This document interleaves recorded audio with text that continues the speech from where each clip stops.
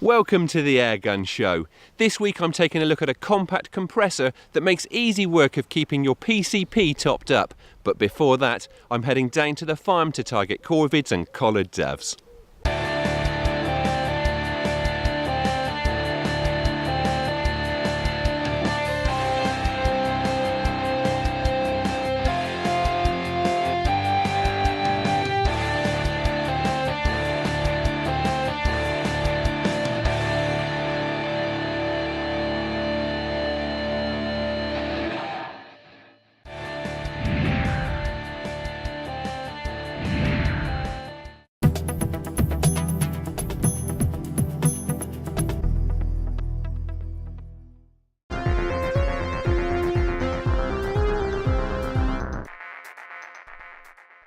Right, we're back out on the farmyard today. Now, we've not been here for quite some time, but it's already looking quite promising. We've seen collared doves moving around, a couple of feral pigeons, also quite a few corvids that seem to be attracted by the maize silage they've got here. So I want to get started pretty quickly. Before I do though, a very quick run through the kit. The gun is the Zebroia Hortesia, which I used a few weeks ago when we were squirrel shooting from a hide. Sub 12 foot-pound. So it's legal limit gun. It's very compact, 177 caliber. Now those compact proportions made it great for hide shooting back along, but I also think it's going to really come into its own shooting around the confines of the farm buildings. The scope I've got on here is the PAO Emerald SWAT, and it's the compact version. That's from the shooting party. Again, very nice, versatile scope. Being pretty compact, it really suits the proportions of this gun too. And as ever, I've got that held on with sports match mounts. So really good, solid setup, got plenty of faith in it. Already used it hunting, used it loads on the range. So fingers crossed, it will do the business for us today on the farm. Right, well the doves have actually been trying to pitch in constantly while I've been doing the chat about the kit. So before we start moving around, I'm just going to head across to the other side of this building because I think we may have a chance of an early shot.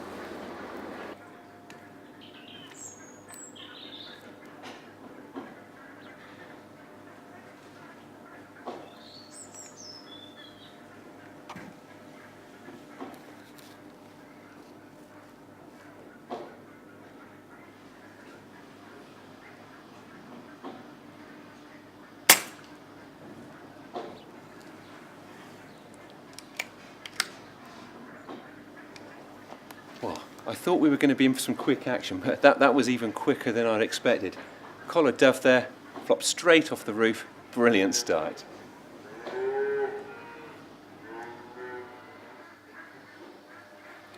Right, a dove has just dropped in on a gate on the side of a barn where there's a load of feed stored. Far too far away for me to take the shot from here, but I'm just going to try and stalk in a bit closer. Hopefully I'll get within range.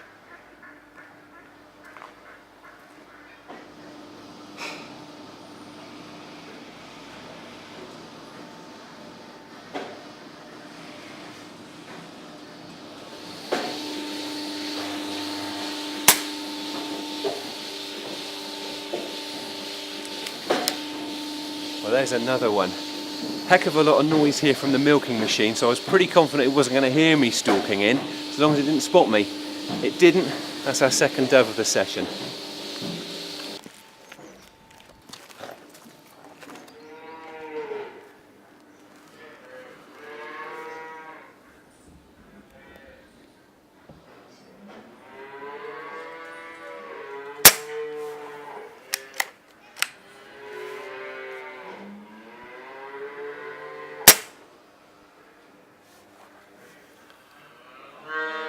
Well, I'll have to put a second shot into that one. It's cleanly killed now. Unfortunately, it's stuck on the roof. But one stroke like that is a relatively low roof, so I'll be able to send Nicky up there on the ladder when we wrap up and he can bring that one down. After I picked up those doves, there were a lot of birds moving around and pitching on the roof where we shot the first dove from. So I moved back to the shed where we started. Been quite a long wait, though it did eventually yield that shot. But because it was such a long shot, I think what we'll do now is head around, have a bit of a wander around the rest of the farm and see what's happening. There's no point in staying in the same spot if there's not much going on, and this walkabout reveals something very interesting.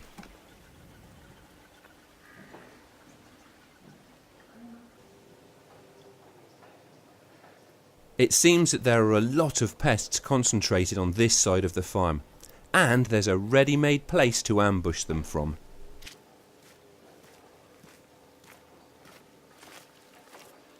Well, I've just put a heck of a lot of doves out from this, what I thought was an empty silage clamp. As I came around the corner, there are a few scraps of maize silage left in there, and that must be what those doves were on. Now, fortunately, I can see that the farmer's got a bit of a hide up here already. I know he often uses his shotgun to shoot crows here. Whether he's been shooting them or the collared doves, I don't know. But I think it's going to be well worth us settling into this hide for a while and seeing if some of those doves don't come back.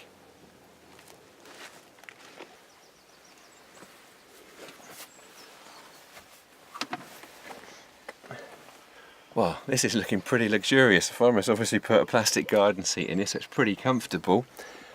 A lot of cartridges on the deck though, which leads me to believe that the birds that are coming in here have seen a bit of shooting pressure, which I expect will make them pretty flighty. I also wish I had my camo head net, but we're pretty much in the shade here. There's a board over the top. It's not actually a bad hide, and also because it's been here for a while, I would assume that the birds here, and certainly from what I saw with those collared doves, they're taking it for granted. So we'll give it a go and see what happens.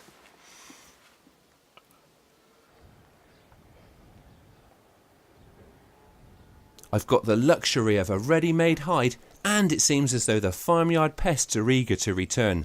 A rook has swooped in and it's surveying the silage clamp from the apparent safety of the wall. It's moving its head, so I go for a heart and lung shot. This one takes a few seconds to expire, quite typical with heart and lung shots. Ah, there you go. Rook came in, pitched on the edge of the silage clamp, perfectly presented actually, because if they land on the deck here, I'm going to really struggle getting my muzzle clear of a pallet that's just tucked in front of the first hide net. So yeah, it's a bit breezy out there, so I took it with a chest shot. I hit it in the heart and lung area, dropped down, expired pretty quickly. So it looks like we made the right move settling into here. Up on the next clamp, mate.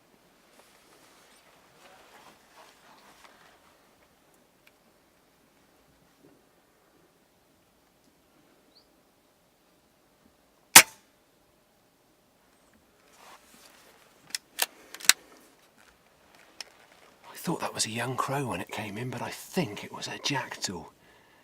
The corvids, despite the lack of food here, seem to be very keen to get in on it.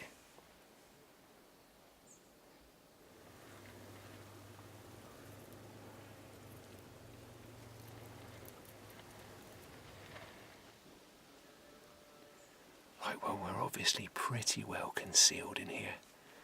Collared dove's landed on the deck. It can't be more than 30 feet away. I just can't get on it.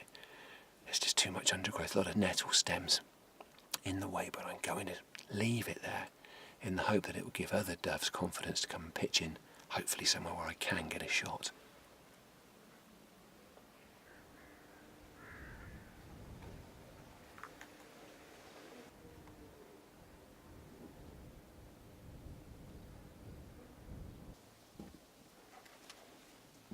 Here we go.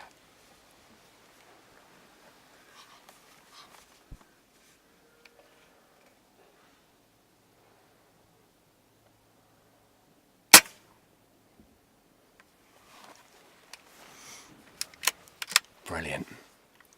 I resisted the urge to shuffle around, try and get a shot at the dove that was on the ground, and as I hoped, it looked like it gave that one the confidence to come and pitch. Nicely presented. That's the first dove from this spot. The session is unfolding very nicely. There seem to be a lot of corvids around, but they are quite wary. I'm reluctant to try the farmer's dusty old crow decoys though, so I'll leave it to the silage to draw them in.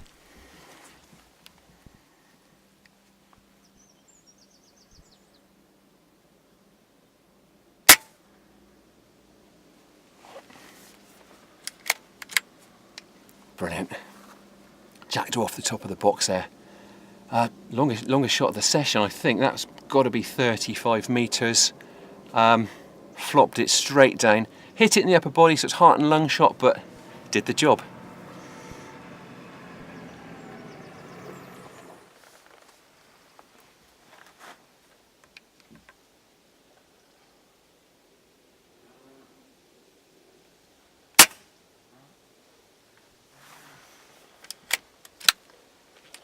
There's another dove. That one was pretty close. Probably about 20 metres, maybe a touch less. I would have kicked myself if I'd missed that. And the fact that these birds are coming in pretty confidently goes to show that we are certainly sufficiently hidden in behind this hide.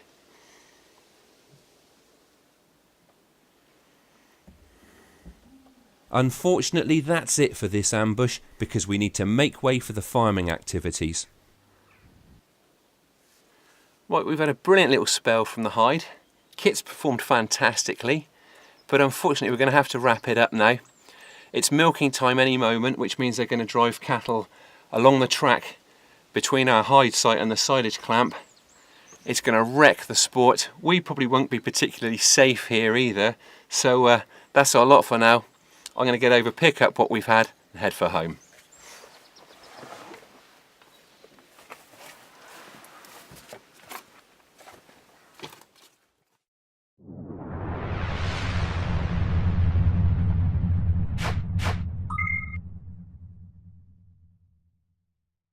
A few welcome bonus shots from a handy ready-made hide there. And now it's the Airgun Show news.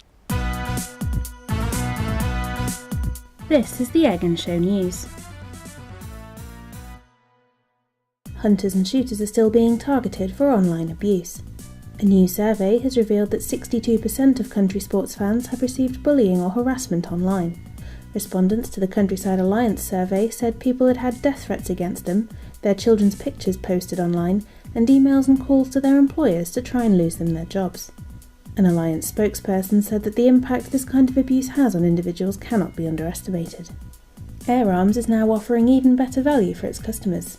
The product warranty on their airguns has been extended from 1 to 3 years. The warranty covers replacement parts and labour and return transportation. As long as you're the original buyer and have proof of purchase, it'll be valid for you. Air Arms MD Claire West said that this move was made to demonstrate the commitment we have towards our customers. If you're planning some squirrel control this autumn, you need to pick up the latest issue of Airgun Shooter. It's got a squirrel shooting masterclass from the Airgun Show's own Matt Manning, including baiting tactics, hunting stories from the field, and the best gear to pick for a squirrel stakeout. Plus, there are reviews of the Norica Hawk, BSA Defiant, and Beretta M9A3 air pistol.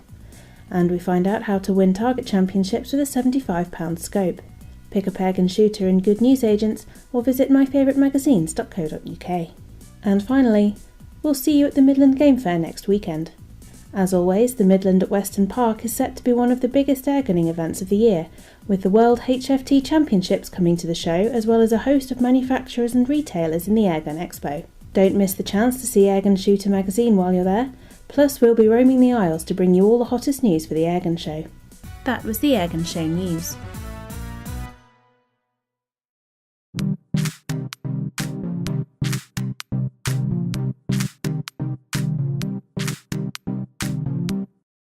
We've got something very different on the bench this week. It's the Air Force One AirRam Mark II portable PCP airgun compressor from the Shooting Party. There used to be a time when if you didn't live close to a business that offered a diving bottle filling facility, you were limited to using a manual pump for refilling pre-charged airguns. This piece of kit changes that. Priced at £699 delivered, it costs less than a lot of PCPs and only about twice the price of a decent diving bottle. That's extremely good value for a piece of kit which basically guarantees that you're never going to run out of air. And you could even club together with friends to make it even more affordable. Another great feature of this compressor is its portability. At 30 centimetres long and 20 centimetres high by about 17 centimetres wide, it takes up virtually no space in the boot of a car. It's equipped with a carry handle, and at around 15 kilos in weight, it's a comfortable lift. The air ram compressor is very easy to use, but there are a few simple steps you need to follow before you get going. First of all, you need to fill the sump with oil, and there's a window with a clearly marked gauge to ensure that you get it right. Once it's at the correct level, you then need to replace the original cap with the supplied breather valve. The unit is air and liquid cooled, and you need to attach the pump that takes care of the liquid cooling. All you have to do is attach the two clear pipes to the secure connectors on the compressor, and the other end of the top inlet pipe to the pump that supplies the water. The submersible pump then goes into a bowl of water. It's even got sucker feet to hold it in position. Then you put the other end of the outlet pipe into the bowl to create a circulating water supply for the cooling system. Also supplied is a quick connector hose, one end of which attaches to the compressor and the other of which fixes to the attachment that came supplied with your air gun. The hose is also equipped with a fibre filter unit. Spare filters are supplied, and it's recommended that you change them every 50 or so fills. It's a very simple job that requires no tools. Once your gun is connected, you need to tighten the bleed valve screws, and there's one on each side of the compressor. When that's done, you need to set the pressure, and the air ram can deliver anything up to 300 bar. Pressure is measured in MPa, one of which amounts to 10 bar. The default setting is 20 MPa or 200 bar, but you can set it to whatever you want by pressing the set button. Once you've got it to your desired pressure, press the start button to set off the compressor and it will fill your gun to your chosen pressure. The compressor stops when it reaches the set pressure. It's then simply a matter of draining the two bleed valves before you disconnect your gun and get on with the shooting. It took me less than 45 seconds to fill the Zbrojja Hortensia from 100 bar to 200 bar. You can even buy an adapter to connect to a dive bottle for £19.99, though that's obviously going to take you significantly longer to fill. Apart from being very simple to use, the air ram compressor is also packed with safety features, and it carries the CE mark. It also has an overload feature, which means the actual fill will always be around 10 bar less than the pressure that you dialed in. The unit's temperature is displayed on the screen, and it's recommended that you switch off and allow it to cool down if it exceeds 70 degrees C. The shooting party provides a full support service and has produced a detailed instructional video. The compressor comes supplied with a manual and all required accessories, plus numerous spares for home servicing. It really is a very comprehensive package. The Air Force One Air Ram Mark II compressor even comes with a 12-month parts and labour warranty. It's a brilliant piece of kit which provides a portable, reliable and relatively quiet means of supplying compressed air for pre-charged air guns. I can see it appealing to clubs as well as individual shooters who want their own air supply. Look out for the new and improved Airgun Shooter magazine, packed full of technique, gear and insight from some of the best shooters in the industry. Brand new look and free video content. Pick up your copy today in stores or online. That's all for this week, but we'll be back again in a fortnight. Thank you for watching, and please don't forget to like us on Facebook and follow us on Twitter. And if you aren't already a member of the BASC, have a look at their website and check out the benefits you could be taking advantage of through Airgun membership.